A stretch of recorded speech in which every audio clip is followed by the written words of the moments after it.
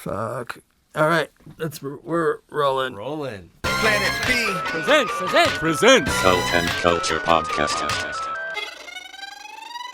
Welcome to episode 18 of the Cult and Culture Podcast. I'm Justin Pearson. This is Luke Hinshaw. This episode features Brian Amalfitano and Tommy Meehan, both of Def Club, which was an interesting and sort of odd thing for me to kind of initiate. But awesome dudes, awesome guitar players. Great. Wild, like how they work together, man. They have like the craziest chemistry, and I don't know who would have thunk. It worked out great having them in a band together, but it also worked out awesome to have them on a podcast. So, I guess my initial idea was to like discuss their insane pedal collections. Their pedal boards are wild, and then how they kind of approach music.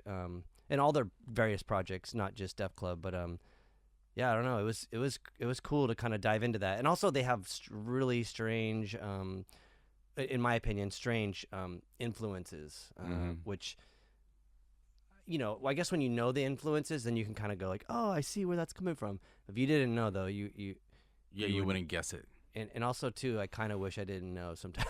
I know Tommy's is pretty weird. I was like, whoa, but then I got it. Yeah. So, I mean, also too, the fact that Tommy's been part of scoring really cool cartoons makes a lot of sense as to why he does what he does or how he does what he does. It all kind of seems encompassing. Cool. Okay, so we're gonna dive into this this podcast and explore these guys' guitar technical abilities. So without further ado, here we go.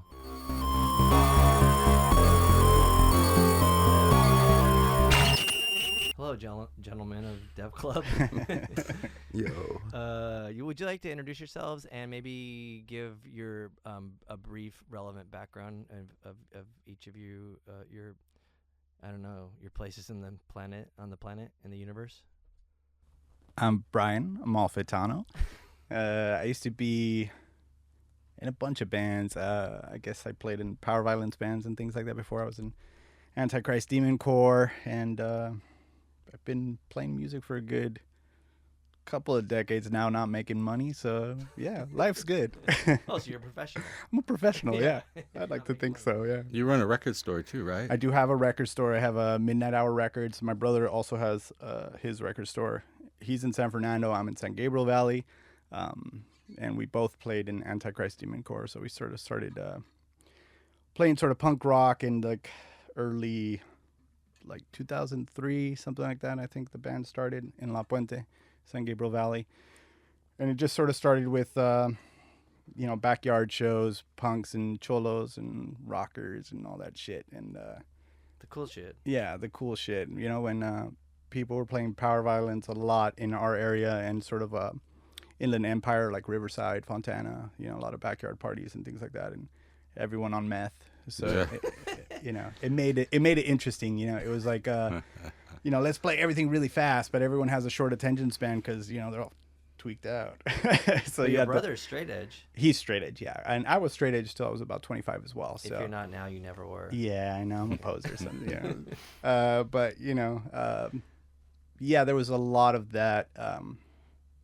I think it was there was Demon Crew and Chuff Crew was part of the IE and all these like different punk things.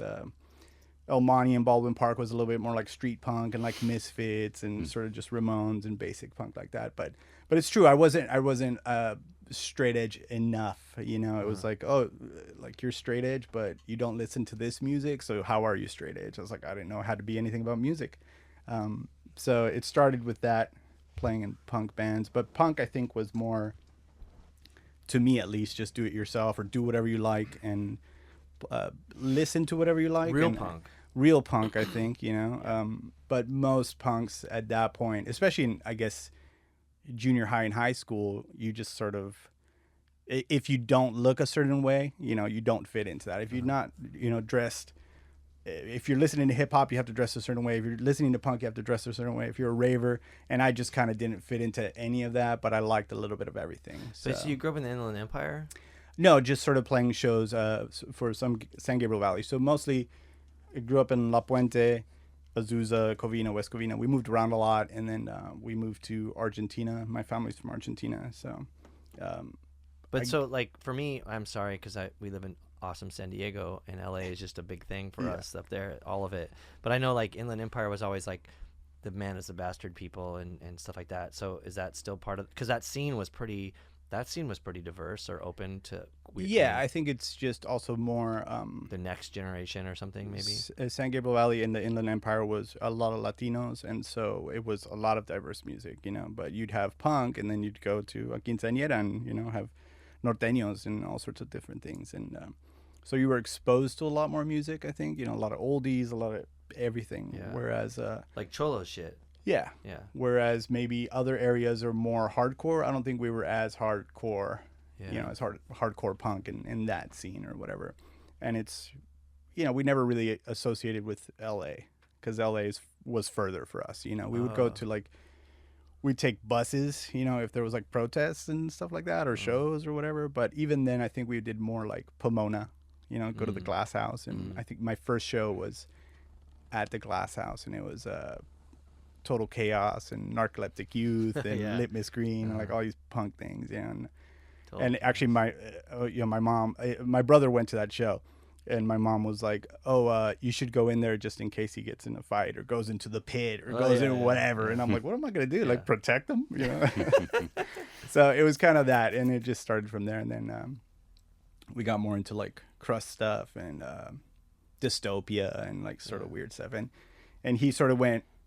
More power violence and more punk, and I went different ways. I got into like no wave and experimental stuff, and and I thought like that's which definitely comes out in your current band. Yeah, I try to put that a lot into Def Club. Sort of weird chords and weird sounds and glitchy stuff, and sort of just things that you wouldn't expect in punk because it's supposed to be so fast, and so now you're doing fast stuff with your feet as well. And there's not a lot of time for the cadence of an effect. Yeah. Usually, if you're playing like psychedelic or experimental, you have this drone, or you could play a 4-minute song, 7-minute song, whatever, and you have time for these effects. But in our songs, it's like, oh, that song's a minute long, and how are you going to put all these effects in there and make it,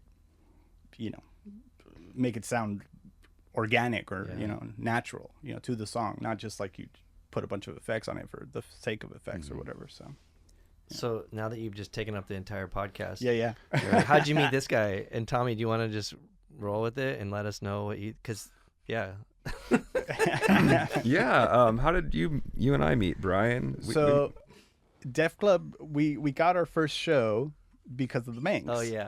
And Tommy was in the Manx, and you guys had done stuff before, so so Justin and I had met peeing together.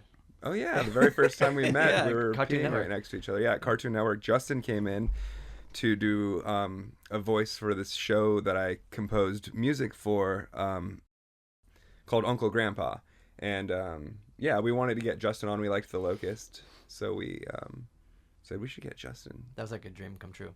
But it's funny because we first met, I was like, I didn't know who this guy was, like this metal dude like peeing, and you're just like, I forgot what you said, but it was pretty awkward. You're like, I love The Locust or something like that. I'm like, and my dick is in my hands. It was probably something like that. He flushed it for you. And then we went into this recording booth at Cartoon Network, and you did your thing, and I hung out, and it was fun. And that's how we met, and kind of you got hip to the Manx at that point. I already knew about the Manx, but like never really knew you guys, I mean, it was just like this weirdo thing. So I did that band for like 10 years, and that's how we met Def Club. So we had this record release show.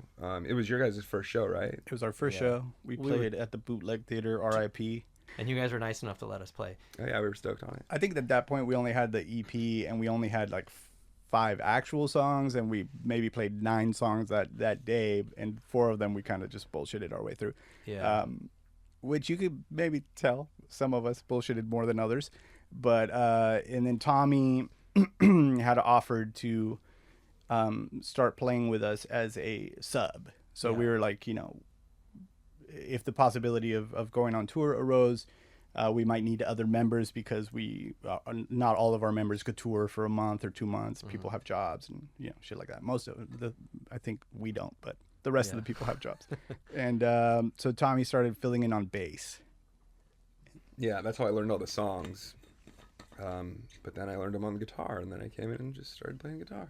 So for me, like, it was weird because I went to the rehearsal and you were I don't even think you were playing bass, actually. I wasn't plugged in. I was just chilling. But I was like, this guy is the dude. We need him in our band. He's super weird. And like, no offense to the other people or the person that we don't have in the band, but I just thought, like, this guy is the coolest. Like, let's get him in the band. And so it wasn't, I don't know, like, I guess it was like a premonition, but it wasn't until like a recent rehearsal that we had where there was, and this is no diss on Jason's bass playing or being a bassist in the band, because I love bass, but like, he wasn't there, and it was just the two guitars, and it was fucking crazy to like stand there and have your guys' guitar stuff be stereo in my ears. I was like, I've never heard this. Like, right. I mean, I heard the record and stuff, but even the new songs and stuff, but like, it was incredible to hear the stuff happening, and I was like, it's next level. I don't think a lot of for me, like, in like, maybe in an example would be like in The Locust, where like everything's just kind of weird, but it wasn't like two guitar players like playing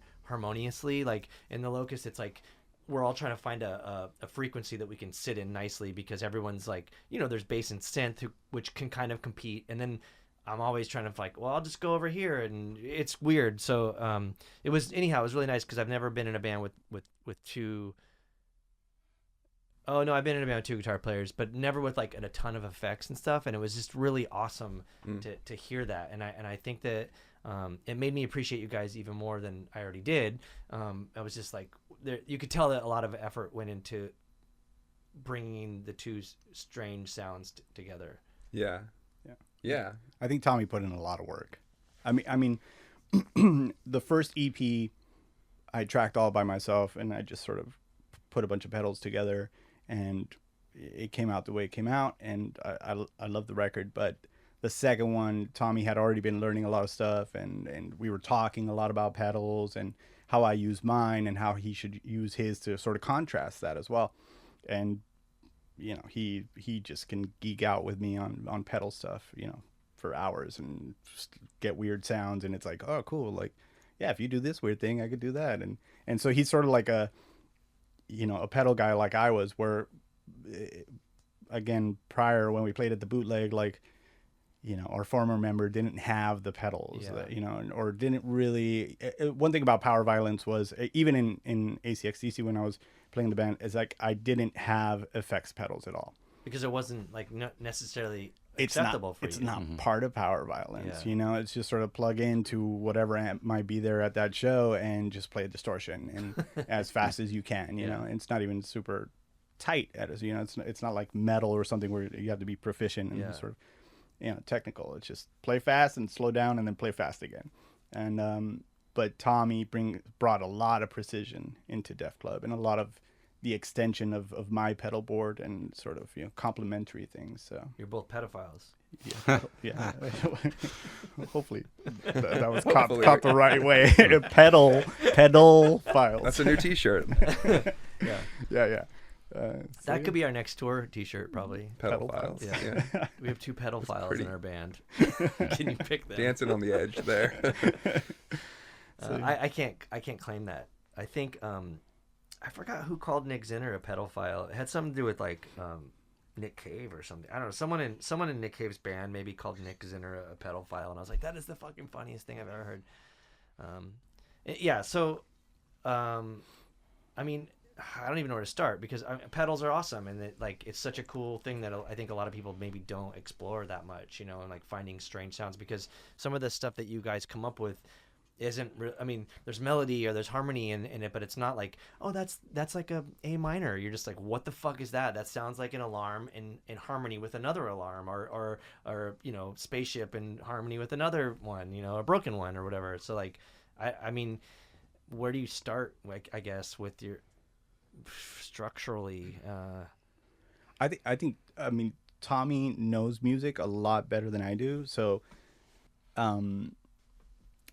So he's the real secret weapon. He is the secret. Yeah, absolutely. You know, I mean, there's things I think that move songs, you know, create movement in them. And I always just like rhythm. I started playing bass when I was really young, and it's like, it was my first instrument. So I focus a lot on rhythm. And when I write with Scott, I try to get just sort of the core out of the way and then sort of pepper it with effects. And when I was, you know, every punk band just plays drop D and plays the one finger thing, and you just move your finger around and just, you know, whatever, it creates a song. I wish the people listening could see that. Waving your index finger. One finger moving. Yeah, this is music right here. Yeah. And so I also wanted Def Club to be sort of stand out from everything else that I've done. I didn't want, if it was going to be power violence, if it was going to be grind, if it was going to be something, it wasn't just going to be the one, you know, power chord moving around. So I started doing these weird chord shapes, and luckily Tommy knows how to move, you know, his hands quick to like, oh yeah, if you do this, then I could do this. And so we have sort of a language now in Def Club that it's sort of just our sound, you know, and but it's weird when people are just so used to just playing one way, you know. Every time I sort of join a band, I try to learn what they do, you know, because when I joined ACDC, like, I didn't know how to play that fast. I was just playing like in psych rock bands and, you know, with effects and all these things. And Tommy could just nail it, you know. Tommy's like, hey, here's this, and he'll give you, you know, 50 ideas right away. And I also try to take what he does and go, yeah, but maybe just do 2 or 3. That way it moves the song forward. It does this. It creates melody. Yeah, I probably have more ADD than anybody in the band, maybe, because I always want to be changing stuff even more. And Brian will kind of, like, when we're landing on my guitar parts kind of that are meant to complement everything, we kind of got to pull back a lot of times because I'd be, like, doing too many things maybe sometimes. Like too many things, like too many notes, or that, or just different variations on things. Like how did it work in the Manx then for you? Because, you know, that was a whole, I don't know. We could do a whole, talk about that all day long. I don't know. Or I mean, even like Screaming Chicken and stuff. I mean, I'm not disrespecting those bands. I like those bands, but oh yeah, I don't know anything. Screaming Chicken. Oh, am I not supposed to talk about that? Oh, you're not in that band. We can cut it out, right? Okay, cool. Yeah, you gotta make a note. Everybody knows you're in that band. Nobody knows. I'm denying it up and down every time. What about in Manx? And then wonder what the guy in Screaming Chicken does. Yeah. It's not you. Why were you bringing that guy? I don't know. I don't know what he does. Yeah, that's weird. I don't know why I even mentioned that band. In the Manx though, like you had, you know, I mean, it didn't seem like fucked up in the ADD kind of way. Like you're just like, oh yeah, the whole thing, the whole package was weird. Yeah. Like, So I mean, gosh, I could give you my whole musical history and why I ended up doing the Manx and its evolution and the things I was doing before the Manx, which was a lot more like Def Club, which was this band called Razzle Blaster that I had right before the Manx, and then that kind of fizzled, and I was like, fuck, man, it just took so much out of me. Trying to get like a proper like nasty weirdo band off the ground, just trying out tons of members from Craigslist and stuff. So anyways, yeah, like there's your downfall right there. Oh god, yeah, lots of stuff. So I ended up simplifying things and doing folk punk. So the Manx, I don't know if you guys even know this, but I played banjo, accordion, and stand-up bass. Yeah. Which I think I saw you with your modified banjo. It was a guitar, right. but it had a banjo thing hooked up to it or something. I think maybe one of the times you came, saw us, I maybe was still playing an acoustic banjo, but we were playing through like synth pedals. No, I and saw shit. you play through a guitar, but it had banjo. That was toward the end. Strings or something. And then that evolved into like a weird like 5-string guitar with 8-string, a fat ass 8-string banjo thing. Like the Manx was just a hodgepodge of all kinds of garbage. Yeah. In a good way, but like garbage is the fact that you were like experimenting. It was very experimental, like from the beginning, because I had never played folk music before, until the very end, because I was composing for electric accordion, stand-up bass, 5 vocals, all this stuff. So he's a secret weapon. He's a genius. Well, I don't know about that at all, because so is everybody in this band. Is how I feel.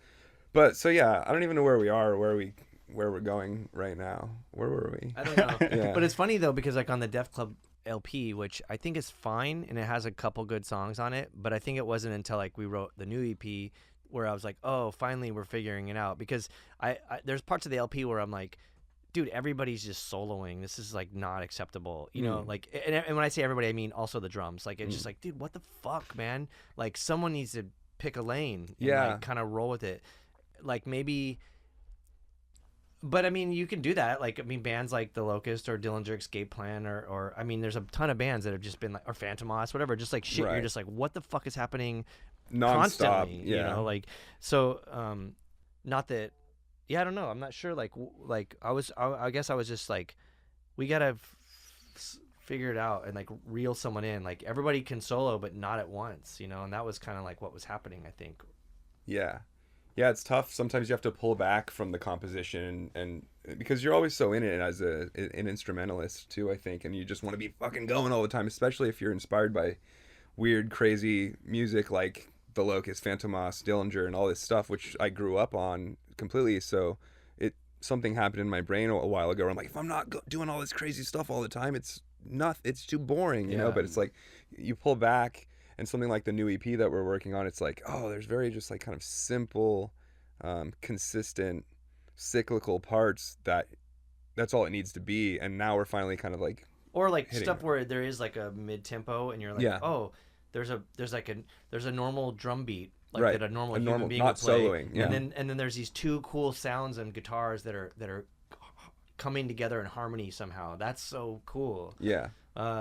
You get to actually enjoy it because there's some space there, and and it's funny too because I think for me specifically like coming from like Locust kind of stuff, I do like, even with Luke, like when he'll like make these Planet B songs and I'll be like, oh, this sounds crazy, and then we'll start fucking with tracks and like he'll layer it with like a gazillion things, and I'll never be like, whoa, there's like some shit hidden in there that I can't hear until you isolate it, right? And then I'm like, so maybe when you are writing, you know, Luke or you, when you guys are writing your stuff, you're in it, you know, where like fresh ears would be like, that's cool, just stop there, right? Like, you're good, and then instead you added fucking 4 other things on top of it, and you're like, I don't know what happened. I think that happens a lot. Yeah, you lose I mean, yourself that's sometimes. part of the process of even just because Tommy joined us during the LP and wrote all his parts, and it was, you know, basically the beginning of the pandemic and all that shit, and it's like we were trying to learn these songs, or trying to write all these things and trying to figure out pedals and build from there. But he has like the perspective of like, he wasn't even on the first EP and he loves the first EP. Oh, the EP. Yeah.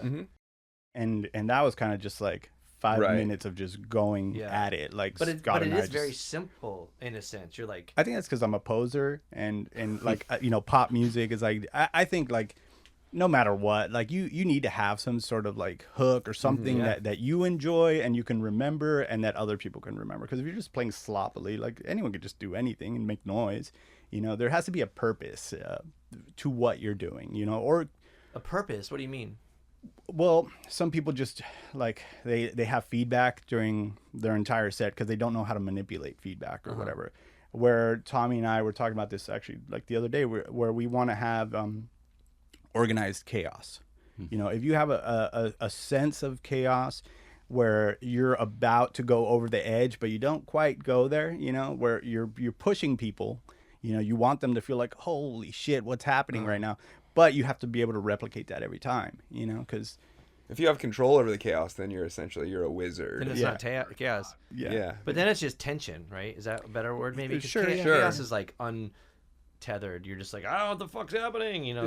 Sometimes it's chaos, just depending on the sound on the stage. But you know, if you can't hear anything else, you know, sometimes we're not actually playing chords; we're just playing the actual pedals. You know, totally. You know, the effects or an oscillator or something weird. You know, what's that? Oh, go on. Sorry. Or like Jason and Scott will be basically carrying, you know, the song while we're doing our thing. You know, and we come back. And but so when you come back, people are like, oh. But even with Scott, though, it's like we got to reel him in, because that guy just writes shit that he can't even play later on. And you're just like, you wrote that complicated thing, like. But that's why he doesn't like playing the old songs now, you know. But now we're going towards, I think, like you said, for the new EP, going towards something that is a little bit more tailored You Sure. know, like we're picking the lane. We're finding a finding skin or ourselves. something. Yeah, absolutely. So I don't want to throw either of you guys under your own buses because I know, but like your jam, like okay, Tommy, your jam's Gwar, right? And then Brian, your jam's Nirvana. Yeah. So not fuck Gwar, but like Gwar, whatever. But with Nirvana, and I think you hate Nirvana, right, Luke? Absolutely. Yeah. So he hates them. I don't hate Nirvana. I kind of hate like the vocals a lot, I guess. But I like the groove, and I like. Just so you know, I did a lot of Kurt Cobain vocals on this LP, or the EP actually. Oh yeah. The style of Nirvana. And I don't know. I never heard that. Yeah. But what I was gonna say before you interrupted me. No, but I mean like so like for Nirvana, I think Jung just walked Yeah. in. like for Nirvana stuff, I thought okay, it's fine, like Nevermind's fine, but it was like when In Utero came out, I was like, oh, because they had the groove and the hook, but then there was nastiness on it, and I thought there's no way that Nirvana could have done that record as their first major album. Like Nirvana, Nevermind had to come out before to get everyone hooked into it, get them all fucking, hooked on the Nirvana train, and then they were like, here you go, do whatever we want. And then they fucked it up, and I think that was a really cool and beautiful thing because there's parts of that record where I'm like, this sounds like, the fucking early Black Dice or something, like where you're just like, wow, there's like this feedback is so brutal and like not pleasant in a great artistic way, and I think that like I see that in your playing a lot. So there's that, but then like with you, like Tommy, I don't see like where I don't feel like you're just like, check out this kind of like Scumdogs riff, Yeah.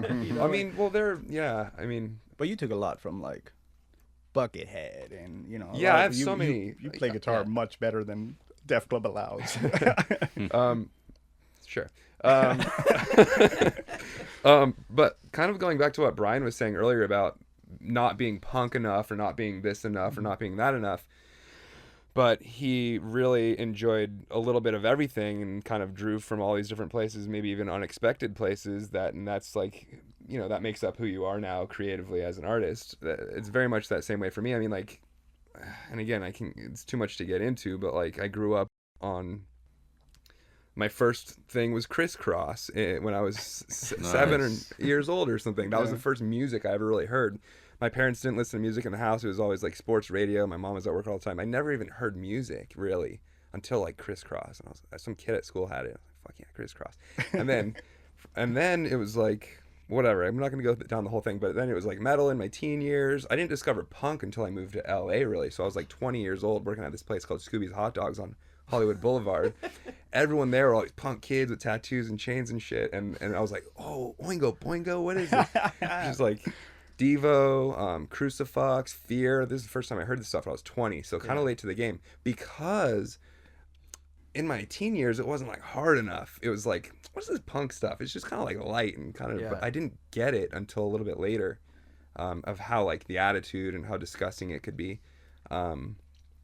So that said, yeah, I mean, like, I love Gwar, but like, musically, it's just part of, maybe theatrically, that's like, a thing that I'm trying to bring to the table more with maybe some of the other projects I'm doing. Okay. Yeah, like the one that you're not in. Screaming chicken. Yeah, several other projects that I'm not doing. But I do think there's a lot of things in punk rock, like a lot of punk rockers won't be like, oh yeah, B-52s is punk as fuck, Blondie or it's like, that's, now people look at it and it's like, oh, that's pop music or whatever, because it's so well known, widely accepted. But stuff, Talking Heads and like art punk stuff and all those things, like those are super valid. I mean, it's not really like punk when it's on a car commercial. You're just like, oh, okay, So stuff like Ramones or the Sex Pistols don't sound inherently punk now, but for the time they had to start it, and it was. And I do think that Talking Heads and even like coming back to like fucking Gwar was definitely punk. I mean, maybe they didn't sound like punk rock, and Nirvana, the same thing. I mean, Nirvana fucked up a lot of things in a cool punk ass way, and I think that was like really important. And I think that like even with like the stuff that Luke is always like bringing to the table with like elements of hip hop and stuff, I'm like, this is fucking punk. Like this shit is. I mean, hip hop and punk are like the most valid forms of music in the last like 3-4 decades. The most important as far as like, anything that's come out recently. Like game changing or redefining stuff. I think maybe like redefining music. I suppose. Absolutely, For those two genres. And then because a lot of times when someone's like, this isn't punk or that isn't punk, it's like, but they're referencing shit that really is just like the quintessential, like, oh yeah, like this is supposed to be punk. But I like the stuff that's not supposed to be, the hidden shit where you're just like, oh yeah, that actually is, because the tattoos and the chains and shit like aren't really, Right. And it's funny absolutely. because the people that are holier than thou, it's like I wonder like how many people would say the crucifix aren't punk. If you, let's say, remove them from, they were on alternative tentacles, like, right? If they weren't on alternative tentacles, probably people would have dismissed them forever. But that fucking band, that was a game changer. They were the most fucked up punk rock band, or, like whatever. So I think that's like a pretty important, I guess, like detail on things, like what really is punk. Because I think when you start dismissing shit and like trying to be holier than thou, then you already fucked up, and you're the poser, you're the fuckhead, and like you should just gatekeepers. Gatekeepers. Yeah, totally. Elitism in punk rock is a weird. Yeah.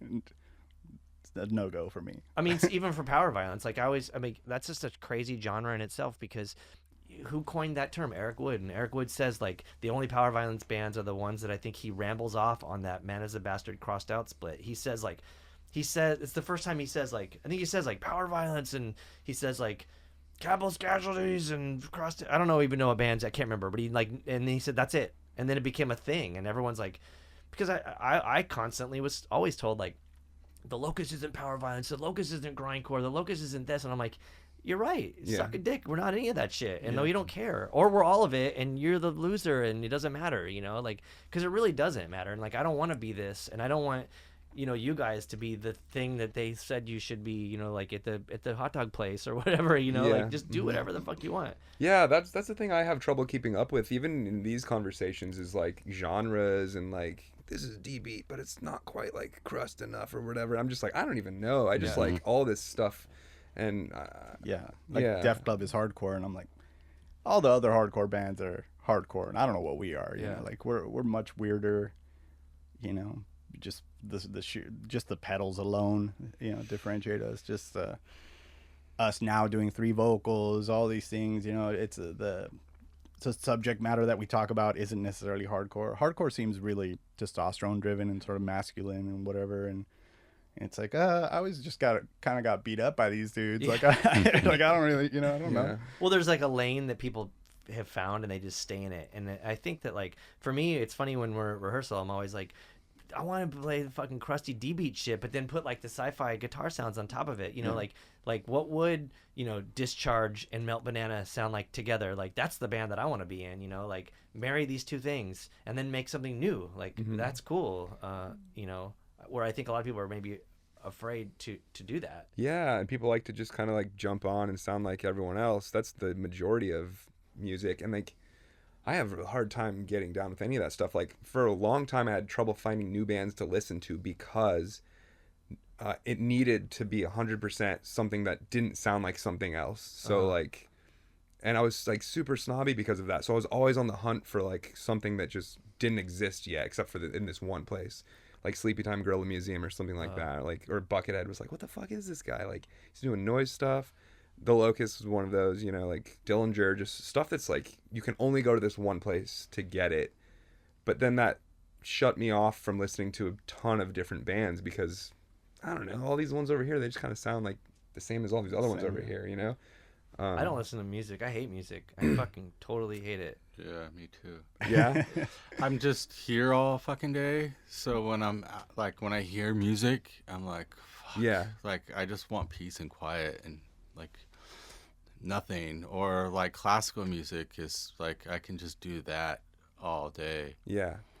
But I do relate with you, but not noise wise. Like, my hatred for Nirvana stems from one, being really high in junior high, and I was in a jazz band, and I was just like all into like learning. I went from like metal into classical and jazz, and I remember just being so high and just like thinking of jazz music and all the notes and all these fucking chords, and then Nirvana comes with jung jung, and Yeah, and yeah. everybody fucking loved it. Yeah, And I yeah. was just remember just being so high and being like just staring at the world and everybody loving this shit. And I was Wow. like, there's so much, like I'm like, people are getting dumber, Dumber, and dumber, yeah. and the music is like declining. But over the years, it's like with like Michael Jordan, I can give a shit about him, but I know he was a great basketball player. Mm-hmm. So I know what Nirvana did for music, and I know the mark that they made. It's just I cringe because it takes me back. So Yeah. maybe it wasn't even like Nirvana's fault. They were just the one that. No, they were doing Yeah. their thing. There was an was- implication of like just the shitty things Yeah. that were to come, or the totally. I the feel, de-evolution of people. I know I get a lot of shit from everyone, but I feel the same way about the Beatles.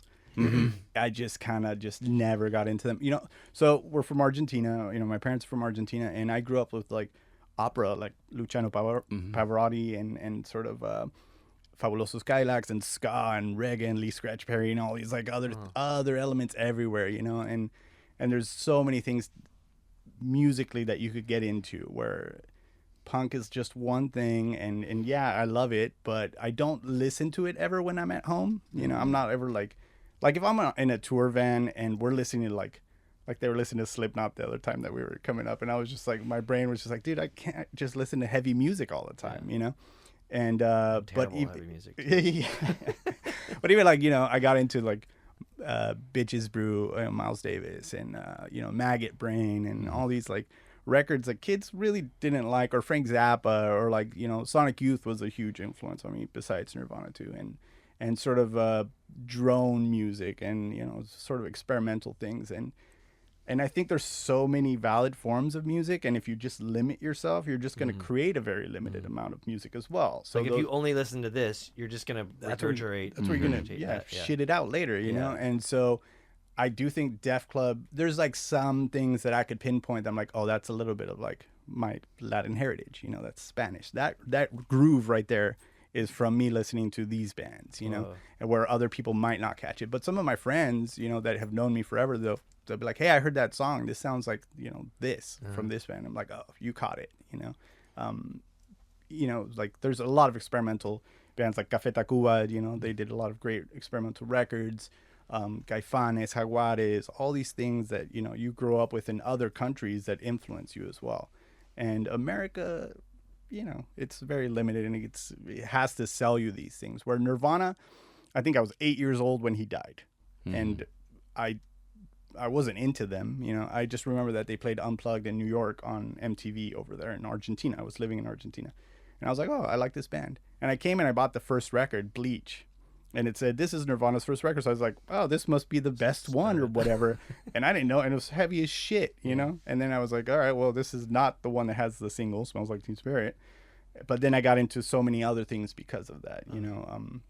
I also just hated cock rock, you know. I hated Motley Crue, I hated Guns N' Roses, I hated all this like Sunset Strip fucking bullshit, you know. Which I think like there's more of an important thing than like the actual notation and the structure of the songs, like the cultural relevance, which I think Nirvana played a big part. They were going against something that I think needed to happen, and it was this thing that happened. It needed to happen in the lineage of music, you know. In general, just grunge, even, you know, when you take something, or even like Sinead O'Connor ripping the Pope picture, you know, on SNL, or Pearl Jam writing, you know, pro-choice on their arms, or like Bikini Kill and Riot Girl, Riot Girl you movement know, was a the big- Riot yeah. Girl movement, and how sort of feminist movements and punk rock movements and sort of Olympia, Washington, not just Seattle, Washington, but Olympia, you know, K Records and all these other things.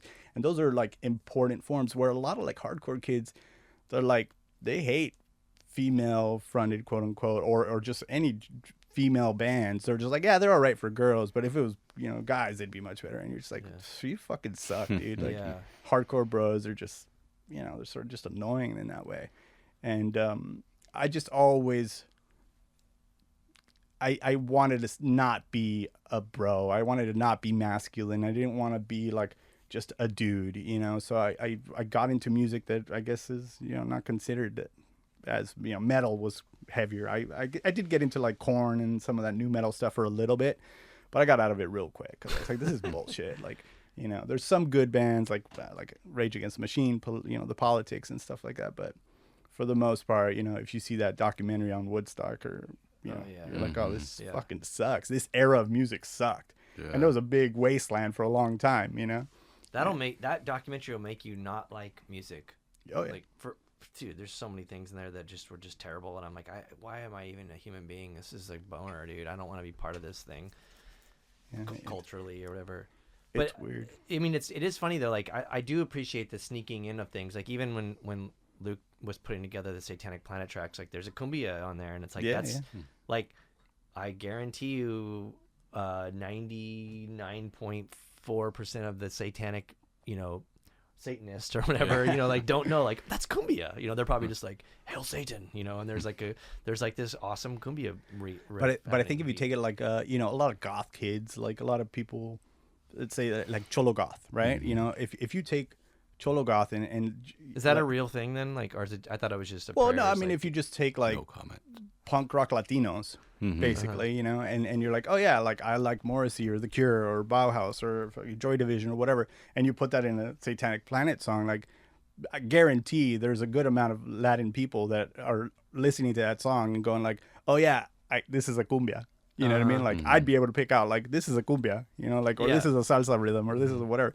But that's because I grew up with it, you know. Yeah. So I think there's definitely a bunch of kids that are being represented when you throw those things in, you know.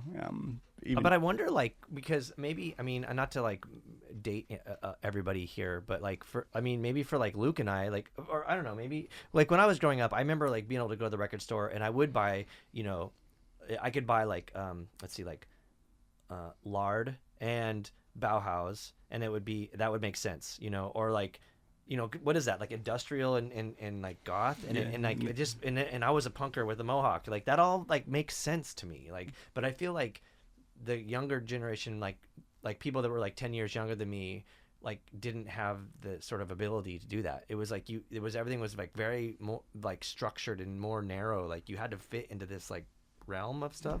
Yeah. Do you see that? Like, did you guys see that when you were growing up? In middle school, everyone, the same thing we were talking about. Yeah, it's like I was wearing Doc Martens one time, but I also had like kind of like baggy skater jeans, and this dude was like, what are you, a skater or a rocker? Like he said that. He was like visibly confused. Why can't over you be this. both? Yeah. I'm just like, I don't know. I just like thought this was cool. But for me growing up, skaters and rockers was the same thing. Yeah. I don't know. So there were always these gatekeepers. I don't know. Yeah. It's confusing, and I haven't really expended any energy on ever trying to like adhere to anything. I just kind of do my thing. I think now though, like kids are more open to it, you know. It feels that way. At least because of, like at the record store at midnight hour, when kids come in and they buy different things, I'm like, whoa, like you like this old stuff, you like this new stuff, like, but they'll still be jamming on Selena and Vicente Fernandez and Julio Iglesias and all these like Spanish things that they grew up with because of their parents, you know. And I appreciate my parents in that respect because, you know, my mom liked like T-Rex and David Bowie and Queen, and my dad was like, you know, opera and Argentine folk music and stuff like that. But they let me do my own thing, except, you know, then Sergio, my brother, he got into punk and started wearing all black and, you know, crusty stuff, and he got arrested, and then my dad took away all our black clothing. I was like, nope, no more black clothing, you guys are gonna get in trouble. And it was like we just got into every sort of music. I didn't even know music. I would go to Tower Records and buy an album just because of the cover or the titles of the songs. Totally. And I bought a lot of bad records that way. And a lot of bad records too, for sure. But Tower Records was the jam. You could go there and be like, well, this is some weird ass shit. Yeah. And like, that's cool. I got arrested there too, but most of my friends did. Yeah. You did. No. No, you didn't get arrested there? No. Oh. No, I got away. I was slick. But you would have. yeah. It's funny because like for me it was a couple things. Like I remember you brought up Total Chaos, right? I remember my first band Struggle played with them, and I thought they were cool looking. You know, I thought they were fine. Like they were fine or whatever. I think I had one of their records, and I was like, they're cool. Like they're punks. And I went to this there was this Long Beach anarchist convention at the college, like Long Beach. I don't know what it was. The university right there by the start of the freeway, like that college. And you know, it was like all these classes, and you could go learn about like anarchism and feminism and animal rights, all the important things that I think I was 16, I guess, that I needed to learn. And I remember like going to the classes and like, cool, like this is like, I'm gonna learn these things, I'm gonna like talk to these people and like and educate myself. And Total Chaos showed up, the singer, I forgot his name, you know, and he looked cool as fuck, you know, like spiked hair and whatever. And he was like talking some shit to one of his bandmates, and they like kicked him, and they were like talking, you know, like whatever. And like the dude started crying and shit, and was like, "Fuck you!" And I was like, man, like I was like, punk is dead, you know, like this is some bullshit. And it was really important to like to be able to see these people that were my, I don't want to say my peers, but they were like, you know, they were like a bit older than me, and they were the people that were kind of like he was very popular, and I was like, he's a fucking moron. Like, I'm gonna do my thing, and like, not that I'm cooler or whatever, but I, you know, it was really, I really needed to see that happen. This guy get embarrassed, because then I could say like, oh, because my other friends like Born Against and Downcast and stuff, like they're the real punks. They're the ones that I can like totally relate to and respect, and that are respectable human beings. They're not a fucking joke, you know. They're not like a commodity. And that was the cool thing, you know. They didn't look like like Street, you know, punk Sam shit, McPheeters like didn't look as cool as the guy from Total Chaos, but like Sam McPheeters is fucking awesome. Like, and you can't, there's no competition. The other guy's a chump, you know. Like, there it is. Like, I already figured it out. Like at 16, I was like so grateful for that, you know. So I don't know. Those lessons are important, I think, where you can like almost like destroy what you're supposed to look at as an idol or something, you know. Yeah. Just sort of staying true to yourself. The longevity factor also. If you play in bands long enough, then you're like, all right, well, at least I'm in it, and I'm, you know, you're not making money, you're not in it for this, but you have to do it. And you know, all those kids that like, you know, called you names or whatever, or like, you know, beat you up, is like, oh, what are they doing? They got 9-to-5 jobs and they're doing bullshit, you know. Like, sucks for you drinking Bud Light at home, dude. Like, I don't know. You know? But also, like, I think on a cultural relevant level, like, because I remember being out, I forgot how old, I was probably 13 or 14. I went to see, this is the craziest time. I remember, like, I went to see the Texas Chainsaw Massacre 3 in the movie theater with my friend Jose Palafox. He's Mexican, he has a mohawk, he looks like we both looked pretty, I had like blue hair, we looked like very punk rock.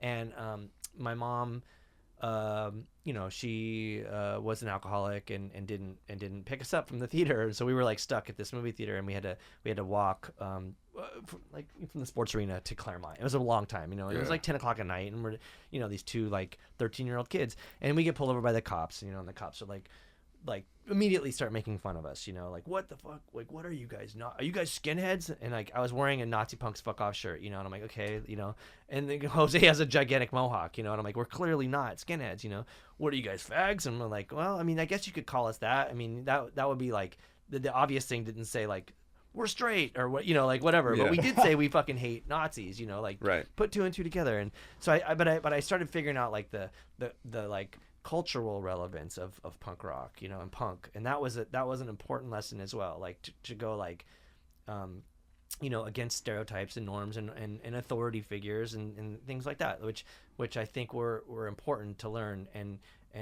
then try to like find the nuances of navigating through life with those things, musically or just culturally, you know. So yeah, I don't know.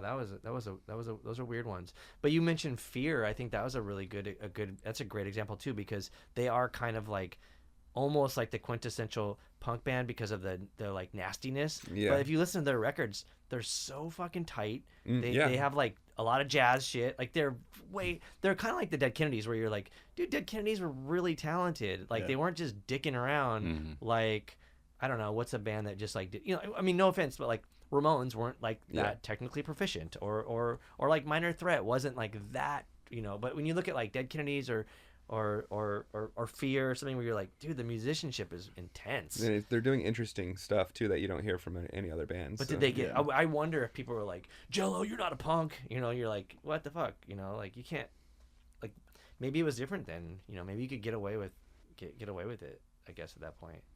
But I wonder if other genres of music have that, you know. I wonder if hip hop, where people are like, you're not hip hop or you're not this, you know, like, I think it does. I think all music probably does. It's just the snobs Yeah. who, like you said, who try to define it. Once you define it, then you're kind of like, That's where you like mess I up. would get it if it was like country, and he'd be like, yeah, that's not hip hop. Yeah, fucking of course it's not hip hop. But I don't know. But now they did that. What's his name?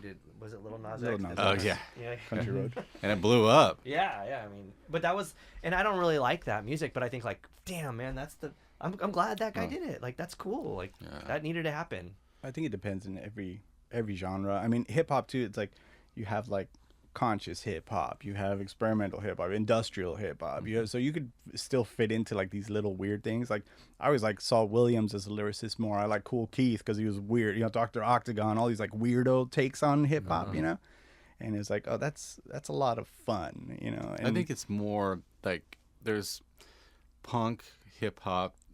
I think the only style that fans don't budge is probably metal. Yeah. Like metal fans are true to metal, and if you fucking stray away, you're a faggot. yeah. Like, Yeah, they get real uppity about it. yeah. Well, then that's weird too, because like, how do you feel about Gwar? Because that's metal, and they I mean, I wonder how they navigate in their careers. I don't know. you They're one in a million, you know. Like they're Yeah. the only ones doing exactly that particular brand, and then Yeah. coming with Ghoul. But Ghoul is completely derivative of Gwar. Oh, sure, yeah. Yeah. But they were friends, right? They were like, Yeah, for sure. I mean, yeah. they did the costumes for Gwar, and then they started Ghoul. Yeah. I don't know if something that's like true. that, yeah. I know Gwar has their own slave pit, and they do whatever. Yeah. Yeah. But Gwar, I mean, Odorous, Dave Brockie was such a smart lyricist. I don't know if you guys are familiar with his stuff, really. Like, but there's like the satire. The satire. for It's sure. so hilarious and depraved and meant to throw America's bullshit back in its own face, and it works every time and pisses people off and makes people think about all these issues from A to Z, you know. Yeah. That was another thing too. Is I saw Gwar in Tijuana when I was like around 14, I guess, or 15, and I remember there was this place, Iguanas, and there was always neo-Nazis there, and it was crazy that these skinheads would show up there, and I don't know if it was like part of Gwar's like thing that they always did, or that that Nazi skinheads were showing up at their shows. Oh. But so, you know, for one, we're in Mexico, and they were Nazis. They had swastikas on their shirts and shit like that, and they were sea-kyling, you know. And so part of the Gwar like shtick for this set was they brought out this skinhead, and he was sea-kyling, and he had Yeah. pink suspenders. Yeah. So you know about that? Yeah. Yeah, they do that. Yeah. It was fucking awesome. Yeah, and then they chop off his head or whatever. Yeah. Because he was gay. Oh! then- I don't remember. I Yeah. know I've seen that, but Well, I've so seen the a lot, skinhead yeah. comes out and he's like sea-kyling, and all the skinheads are sea-kyling, and they're like, "Fuck yeah!" And then so they're like, I don't know which guy, the main guy in Gwar, was like, "Wait a minute, he's a fag, or These he's are gay," pink, yeah. and they chopped his head off. And then the neo-Nazis in the crowd were bummed, Right. and it wasn't that Gwar was like homophobic; they were just trying to fuck with these shitheads, and they did a great job because I Yeah. watched all of them just get bummed and get super violent. Yeah. You know, I mean, that might have not been the what they were trying to go for, but like I just think they wanted to Yeah. say something, and they did, and maybe it wouldn't really work in 2021 or 2022 that's coming up, but like I think that it was like they made a point to fuck with this chunk of their audience, and I Yeah. think that was really cool, you know. And also Yeah. it's like they are a metal band, and they're gimmicky and sci-fi monstery. Why are Nazis here? Like, this doesn't make sense. Like, it's not really for them. Like, Right. it was so. Well, that's the thing too. I mean, I think metal brings a lot of people who aren't hip to the joke to the shows, and then a lot of people. Because testosterone and things. Yeah, and Gwar too. It's tough to say because I feel like there are fans who like really get. Oh, there's a lot more to this. It's intellectual on like a deep level, and then there are people who are just like, oh, monsters, blood, cool, you know. And then those people are intermingling. Yeah. But I think don't know. the best form of music is sort of bands that kind of take the piss out of their crowd a little bit too. Yeah, absolutely. You know, they kind of, you have to have that. You know, it's like. But what about like you know, I love Judas Priest, and I think Rob Halford's awesome, and he's a great singer, and I think that, you know, was it Painkiller? What's the song? Anyhow, Painkiller. Yeah, Yeah. Painkiller. That's a killer song, you know. And anyhow, he's great. San Diego, you know, pride right there. But he, you know, like if you watch Heavy Metal Parking Lot. Is that yeah? There's like like there's one woman that they're interviewing. They're like KK Dowling or whatever his name is. Like I'd bone him but Rob, I don't know. And it's like because he's gay. Like but no one knew at the No one knew time. at that time. But it was cool how like it became okay for them. I mean, maybe they lost fans, but like Good. Totally. Fuck those but it's fans. such a, I mean, and like, but I mean, like, you can't fuck with Judas Priest. Like, they were like quintessential metal. They were really fucking good, and the singer just so happened to be gay. Like, doesn't make them any different. And like, all those people that bought those records, like, oh well, jokes on them. Yeah, it was like a Trojan horse situation. Kinda, yeah. There's a lot of that asshole shit though. I mean, they're like, oh, yeah, or with politics especially, like, oh, musicians shouldn't be political. It's like punk rock shouldn't. And you're like, what the fuck are you talking about? Yeah. Like, have you read those, Rage Against the Machine lyrics? Everything. They like, you see Tom Morello talk shit like, yeah. hey, do you not know what this band is about? Yeah. And even in punk rock, like you have now conservative punk or, sort of like that whole MAGA punk shit. And you're like, What? how's this punk rock? That's a real thing? Just, how they basically, it's sort of like libertarian punk shit where they're like, we get to say whatever the fuck we want because this is truly punk rock. It's sort of like G.G. Allin type of shit. Like, if you come to my shows, I'm going to, rape you and shit on you and do whatever I want because this is the real punk rock. And you're like, maybe I'm not punk rock, man. Maybe I don't want those things to happen to other people, know? And, or just in general, hardcore kids that are offended when you're like, hey, we should have a safe space for people. I'm fully for the whole Bikini Kill, like, girls to the front, like you should be able to have a safe space and not have a bunch of people, bust your shit or like, molest you or do all these things. It's fucked up. But G.G. Allen is, I mean, like, sure, yeah, that's a different because like, I feel like that was like, even like, I wouldn't even say it was like nihilism. It's like, that Gigi had to happen for the sake of whatever kind of culture, you know? But I mean, like, you didn't go there, you're like, okay, wait a minute, like, there might be Nazis there. You just like go there and you're like, I'm gonna have to just not get someone's human shit on me, like, I don't care if there's a fucking Nazi, like, and there are a bunch of Nazis, but like, I just don't want to get someone's poop on me, you know? And that was like the most important thing, and I think that was like an interesting thing. And it wasn't that he was like, like Gigi wasn't homophobic, he fucked his brother and shit, like that's just, it's like, whatever, you got that going for you. So I wonder, like, the MAGA stuff or whatever you're saying, like, it just seems like a bunch of fucking asshole white people. Yeah, they think that they should have the ability to offend everyone with whatever lyrics they say, and it's like, no, you're borderline, like, it's like Burzum or like, like sort of black metal Nazis, and you're just like, this is fucking whack, dude. Like, I don't know what's happening right now, it's like, but then again, you are you supposed to take any of this music seriously, like, or Screwdriver? It's like, oh yeah, you guys are all playing like rhythm and blues, and, like, I mean, and everyone, people that even defend Screwdriver, they're like, well, the first record when they weren't racist is, you're like, that shit is even worse, like, the racist stuff at least was funny. I think, like, that was a joke of a band too, and ended well. The singer was decapitated. You can't beat that, So I don't know.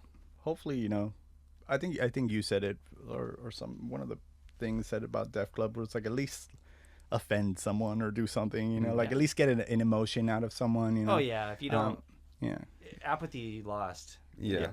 And you're like, oh yeah, that one's all right. Indifference of everything. And that's what I feel about most music. It's like indifference. I mean, I do love a lot of music, a lot of underground music, and I think music is still very healthy, even though YouTube and Spotify and all these things exist where, people are fed all this music, but you could find it a lot easier now than when we had to go to a record store and just look at song titles or whatever, we're just maybe a lot more picky now or something. Spoiled? I'm not really picky now. I like a lot of music. I don't know. Yeah, it just depends. I don't like anything. I just listen to NPR. I don't get to listen to anything either, Luke. Like, kind of like you were saying, it's like I do music stuff all day long, and then at the end of it, I'm just like, I can't like digest anymore right now. So I need to take a break, pretty much. Even with like TV, I'll find myself analyzing the music like on a commercial, and I'm like, motherfucker, just chill. Like, oh, that's that chord, or look at that rhythm, and I'm like, oh, just turn this shit off. Yeah, I know. It's like constantly working. Yeah, fuck.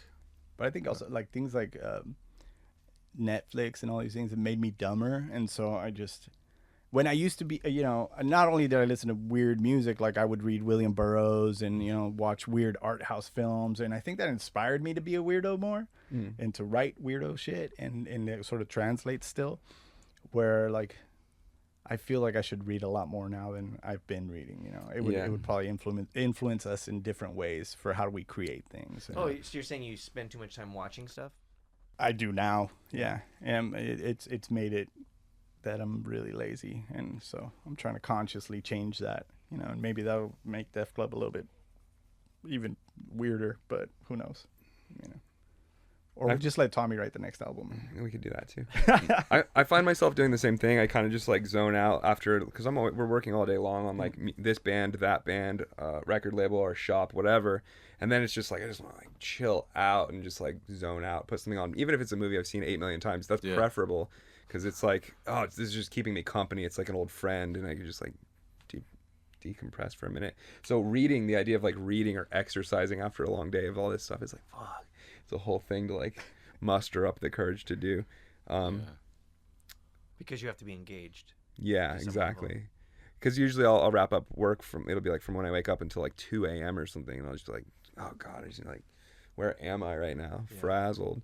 But same thing, I haven't been reading, and I think that's like largely in part of like my lifestyle of just like having so many projects lately. Yeah, it's overwhelming. Yeah, but worth it ultimately. I think like we're still doing what we want to do, and we were talking about that on the way here. It's like it's tough being super ambitious and super lazy. Yeah. I'm a ambitious procrastinator. Man, I'm gonna say like I would never tag you, either of you guys. Well, Tommy, there's no way I'd say you're lazy, but Brian, I would never say you're lazy, like ever. Yeah, I feel like I'm super lazy though. Wow, man. You're always like, we're going to do this, and we're organizing this, and this thing's happening, and this. And I'm like, well, okay, you got it together, man. Like, no, that's just because my brain is everywhere, and so I have to write it down and put it in my phone and put notes and do this and organize, or else I just forget everything, Like, also, my phone has just made me dependent on it, So it's like, wait, when do I practice, and when do we do these shows, and who do we have to call, and when do we post this thing on social media? And it's just fucking, but it's great. Like it's programming me versus me programming it, And but you're a great resource to have, because if I ever have any questions, I just hit up Brian and like, and I'm like, okay, cool, Brian knows. I'll just hit him up. Yeah, it's very helpful. But that's also why I don't like. So Tommy said something really interesting the other day, where he said, when you're at the studio, it's for rehearsing, and when you're at home, it's for practicing. Where I never practice at home. Like, I really dislike my guitar. I don't like touching it. I'm just like, whatever, it's there. I know how to play it. But like, if I'm not playing with pedals, or like playing in a live setting with other members and sort of, with a drummer or something, I almost never touch it. And then I get to rehearsal, and I'm like, what was that part? Where Tommy doesn't do that. Tommy practices at home, and when he gets to rehearsal, he's like, I know all my parts. Wow. And so it's it's beneficial. It's beneficial. It helps everyone else in the band too, because then they don't have to worry about you learning your part on the spot and all that stuff. It's just like logistics. It's just everyone doesn't have time. Do you want to join the Locust? Because I am. You're having that trouble. We go through that every time we get together. We're like, oh yeah. What the fuck? What's that part? Yeah.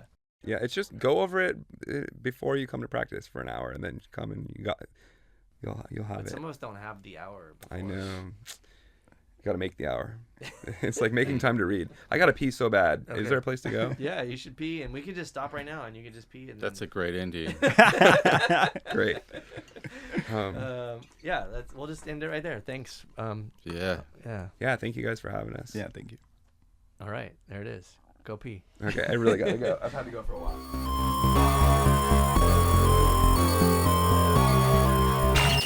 Cult and Culture is a Ruinous Media podcast, proudly sponsored by Earthquaker Devices, Heartwork Coffee, Fender, and Diodario. Planet B.